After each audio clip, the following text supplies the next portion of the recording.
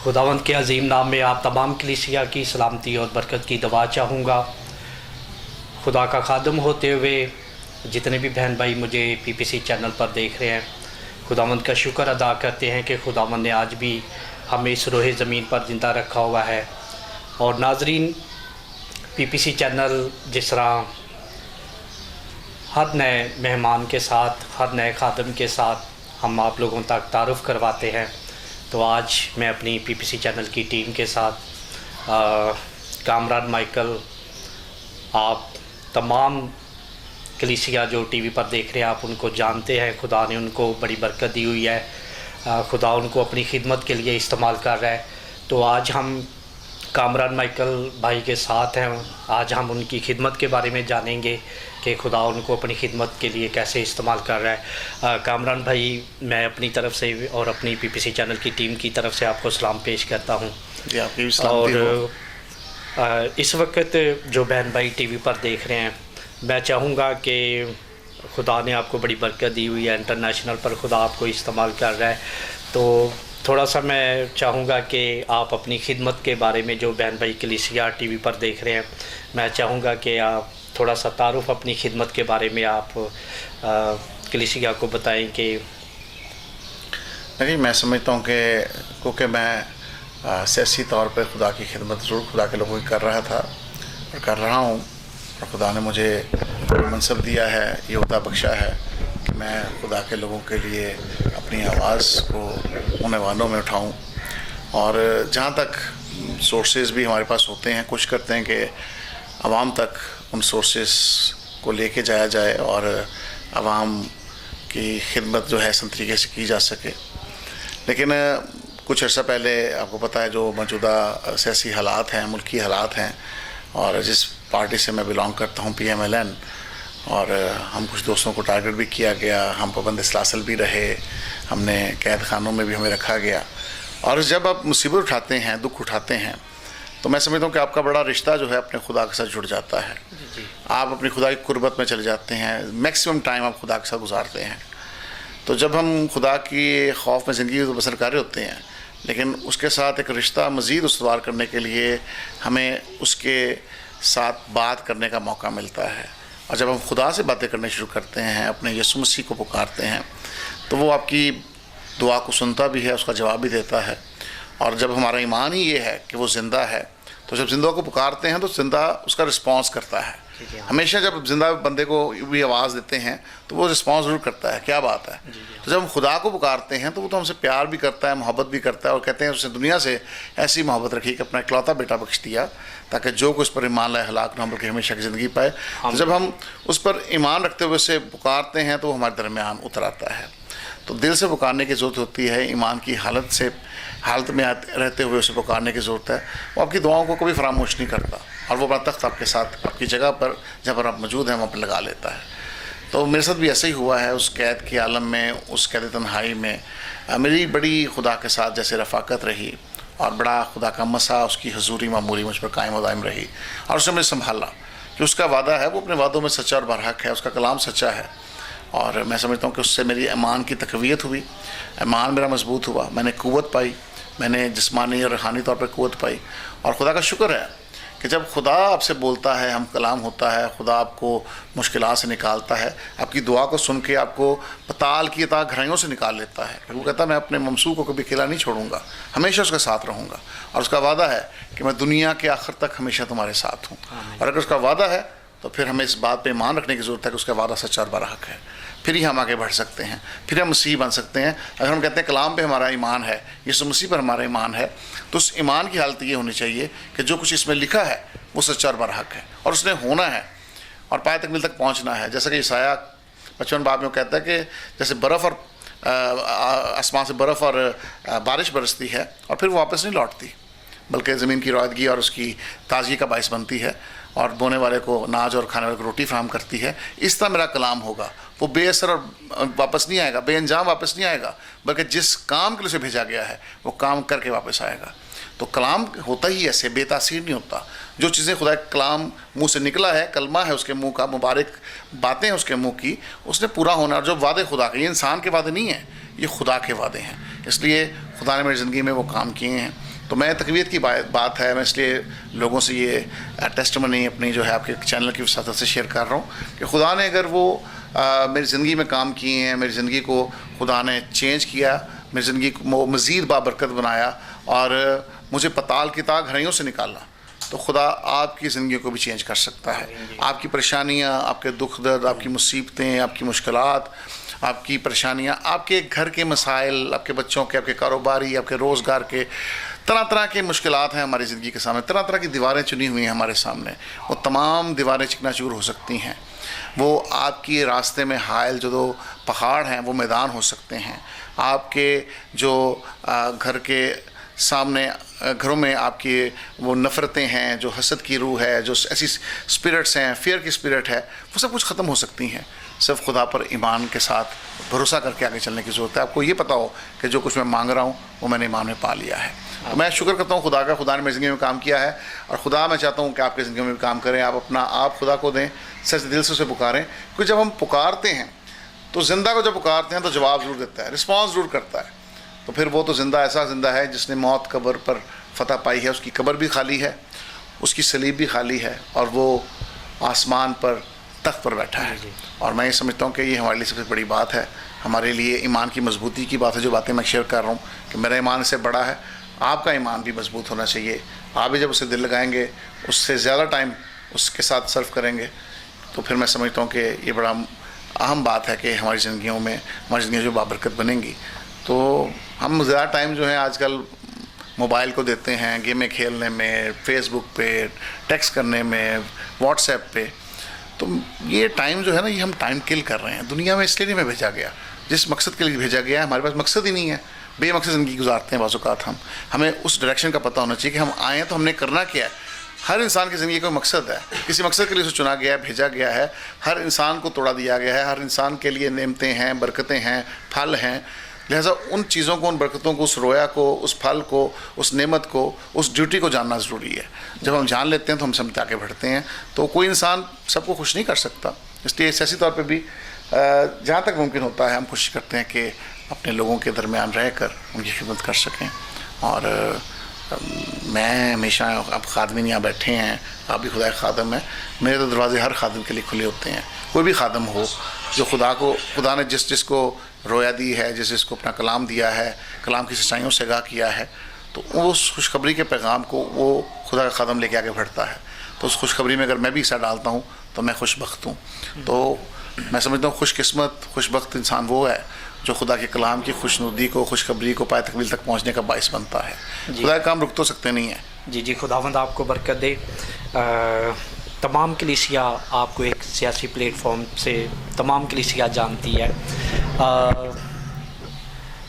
कुछ ही लम्हात पहले कलीसिया आपको जानना शुरू हुई है, चर्चिस में आप खुदा का ज़िंदा कलाम भी शेयर करते हैं।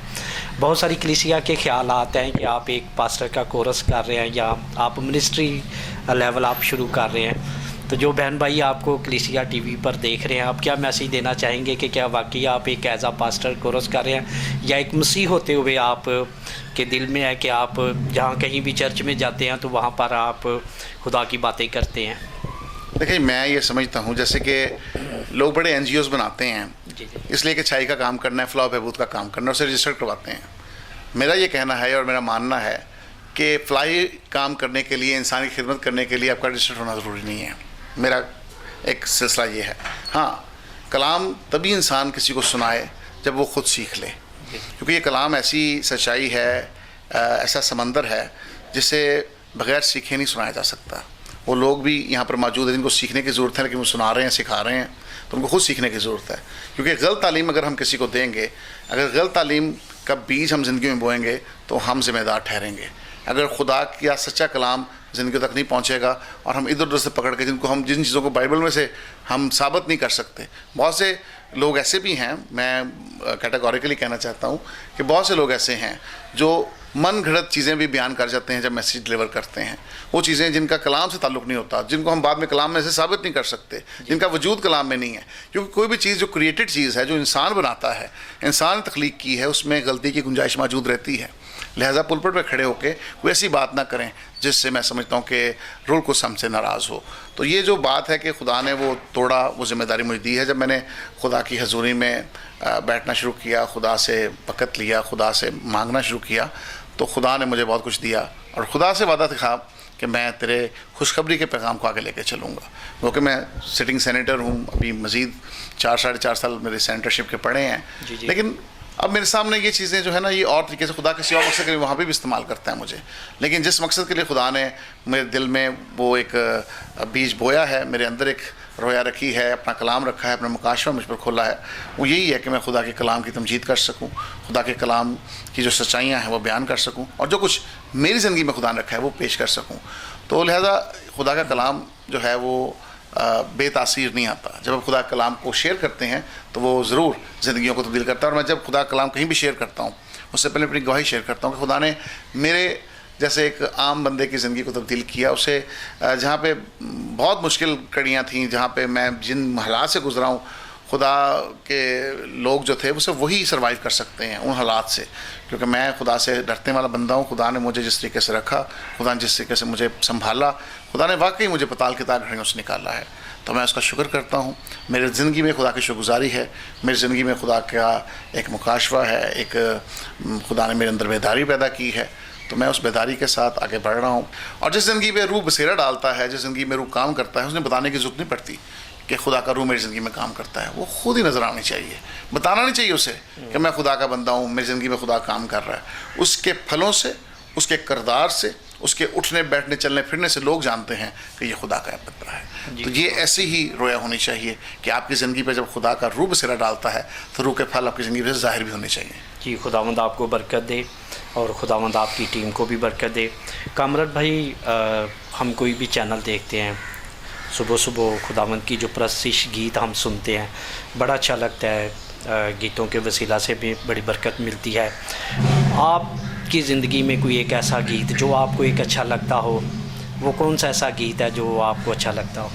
देखिए जी, मैं तो बड़ा गीत ज़बूर गाता रहा हूँ कि आपे ऊपरों हाथ खुदा के ज़बूर 18 जो है, मैनू रब बचावेगा। और वो खुदा ने से बचपन से ना, जो कि मेरी पेंटिकॉस्टल ग्रोथ थी, मैं उसमें से आगे बढ़ा हूँ।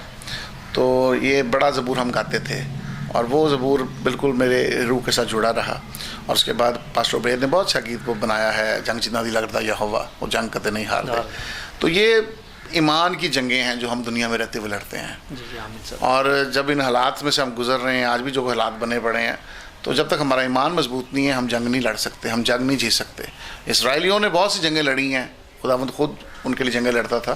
तो सब जंगें जो थी ईमान की हाथ से लड़ी गई हैं और जीती हैं उन्होंने। ईमान था कि यरू की दीवार गिरनी है, तो जंग कोई नहीं हुई थी, चक्कर काटने से यरू की दीवार गिरा रही थी, ईमान की हालत थी। तो ईमान ही होता है ना जी। वो कहते जा तेरे गुनाह माफ़ हुए, तो गुनाह माफ़ हो जाते हैं। वो कहते हैं तू जा आज ही मेरे साथ फरदौस में होगा, तो हम ईमान रखते हैं फरदौस में होंगे, क्योंकि ईमान की आलम है। जब भी खुदा ने मौजा किया उसने ईमान को ही कहा, तेरे ईमान ने तुझे अच्छा किया, जा तेरे ईमान ने ऐसा किया। मौजा हासिल करने के लिए भी, ज़िंदगी में जो फलदार ज़िंदगी बनाने के लिए भी, आम ज़िंदगी को मौजा की हसूली बड़ी ज़रूरी है। और मौजा कब होता है? जब ईमान पैदा होता है। तो ईमान कलाम सुनने से, कलाम पढ़ने से और कलाम पर अमल करने से पैदा होता है। जी, खुदावंद आपको बरकत दे। जी नाजरीन, जितने भी बहन भाई मुझे पीपीसी चैनल पर देख रहे हैं, जैसा कि खुदा कामरान भाई को अपनी खिदमत के लिए इस्तेमाल कर रहा है, और अभी जो उन्होंने बताया कि जंग जिन्ना दी लड़दा यहोवा, तो जितने भी बहन भाई मुझे पीपीसी चैनल पर देख रहे हैं कि अगर आपकी ज़िंदगी में भी कोई मुश्किल है, कोई परेशानी है, तो आए हम इस गीत को सुनते हैं। और जब हम इस गीत को सुनेंगे, मेरा ईमान है कि आप इस गीत से बहुत सारी बरकत पाएंगे। आए नाजरीन, हम इस गीत को सुनते हैं।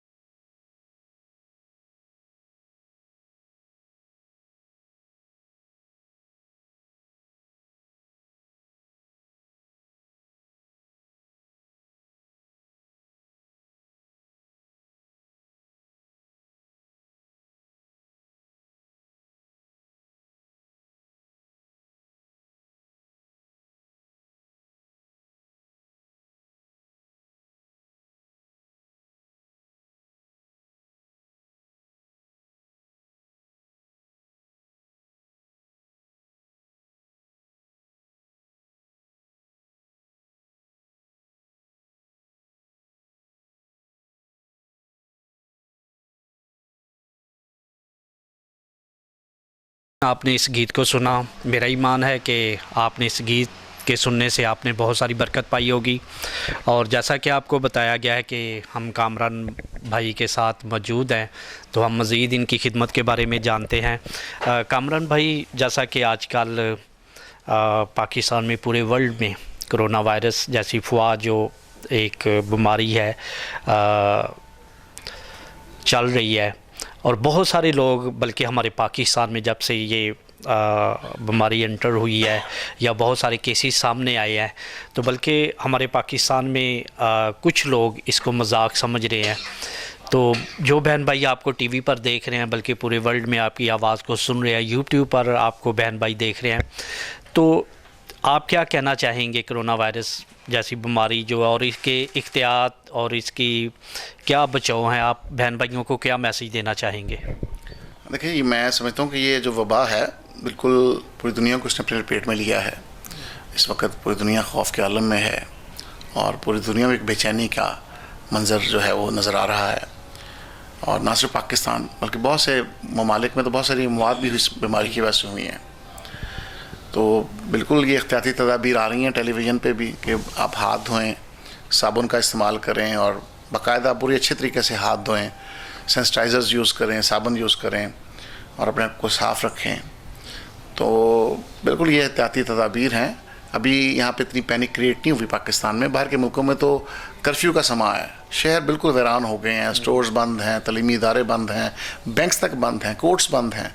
तो अभी पाकिस्तान में खैर इतने मुश्किल हालात नहीं आए, लेकिन खुदा ना करे यहाँ पे इस तरह के वाक़यात हों, इस तरह के मंजरनामा ये पेश करे। उसके लिए ज़रूरी है कि हमें एहतियात बरतनी ज़रूरी है। अगर स्कूलों में छुट्टियां हुई हैं तो किसी वजह से हुई हैं, ना कि हम स्कूलों के बच्चों को कहें कि अब आओ हम तफरी मकामात पे चलें, हम घूमने फिरने चलें, सैर तफरी करें। ये हमें मोहतात रहने की ज़रूरत है। ये हमारा एक माशरती फ़र्ज़ है। दूसरी बात, ईमान की मजबूती की पहले ही बात हो रही थी। तो हमारा ईमान है कि ये वबाएँ जो हैं जब आती हैं, और जिस तरीके से मुल्क नहीं बल्कि कौमों को, कबीलों को, पूरी दुनिया को अपनी लपेट में ले लिया है, तो ये इंसान जब बाइबल मुक़द्दस का मुताला करता है तो उसमें लिखा है कि आखिरी जो वक्त होगा उसमें ऐसी आफतें आएंगी। और आपने देखा पिछले दिनों में सुनामी आया, तूफ़ान आया, अर्थक्वेक आया, बहुत से ज़लज़ले आ रहे हैं, लोग मर रहे हैं, जो आग लगी हुई है, मुख्तलिफ ये जो जंगलात हैं उनमें आग लगी हुई थी, बहुत से लोग उससे मर गए। तो तूफ़ान, भूचाल, ये चीज़ें जो हैं वो इस चीज़ की अक्कासी करती हैं कि आखिरी वक्त है। और फिर ये ऐसी वबा जो नज़र भी नहीं आ रही और पूरी दुनिया उसकी लपेट में है और लोग मर रहे हैं। तो मैं ये ज़रूर कहूँगा कि ज़बूर 91 में लिखा है कि मैं तुझे सियाद के फंदे से और मोहलिक वबा से बचाऊँगा और कोई वबा तेरे खैमा के नज़दीक ना जाएगी। तो हमारा ईमान होना चाहिए कि अगर खुदा ने हमें कहा है तो हमारे नज़दीक नहीं आएगी।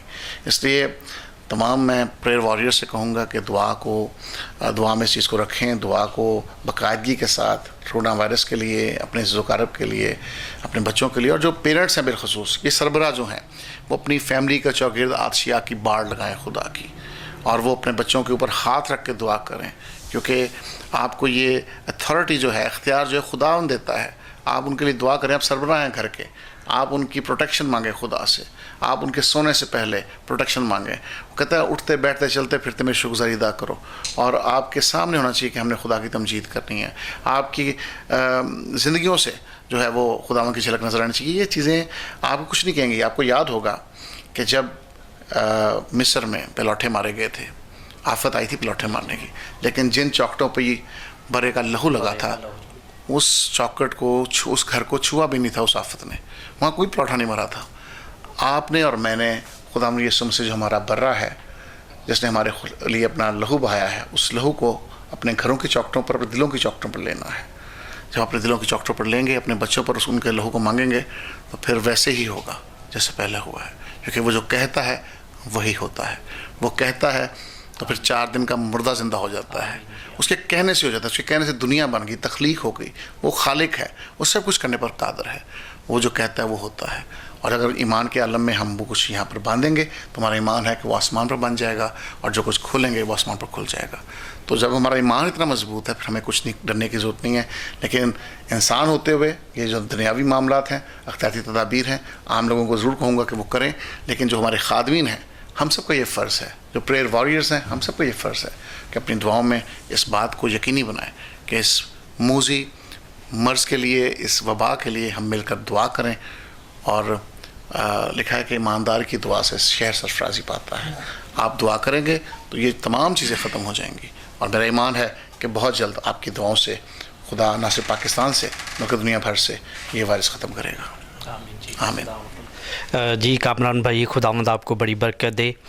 और इस वक्त जो बहन भाई टीवी पर आपको देख रहे हैं, बहुत सारे बहन भाई किसी मुश्किल में है, किसी बीमारी में है, और ख़ास तौर पर हमारे पाकिस्तान में ये जो कोरोना वायरस जैसी बीमारी जो आई है, तो मैं चाहूँगा इन सब के लिए एक खुदा का खादम होते हुए आप बहन भाइयों के लिए प्रे करें। Thank you. आइए हम सब दुआ करें। जहाँ जहाँ कोई बैठा है अपनी आंखें बंद करें, अपने हाथ हम आसमान की तरफ उठाएं, क्योंकि हमारी कुमक जो है आसमान से आती है। हमारा ईमान होना चाहिए कि खुदा जो ज़िंदा है, हमारी दुआओं को सुनता है, उसकी कब्र इस दुनिया में खाली है, वो आसमान पर है, और जब हम उसे पुकारते हैं वो अपना तख्त हमारे दरमियान लगा लेता है। ऐ कदूस मेहरबान सच्चे आसमानी बाप, तेरा शुक्र करते हैं तेरे बेटे यीशु मसीह नासरी के नाम से तेरे पास आते हैं।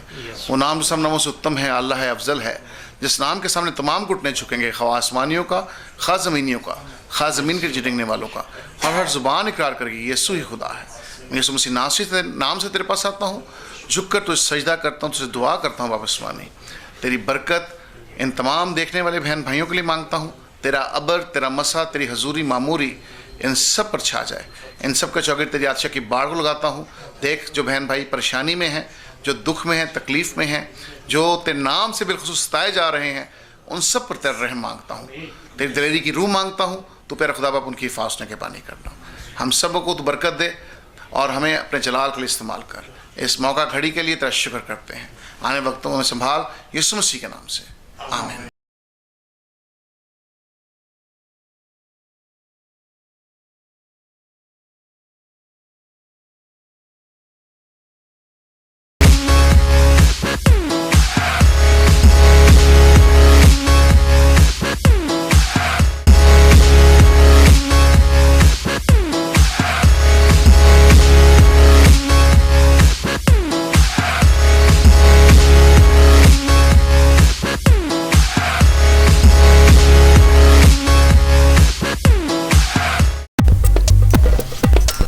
All program of PPC channel on YouTube।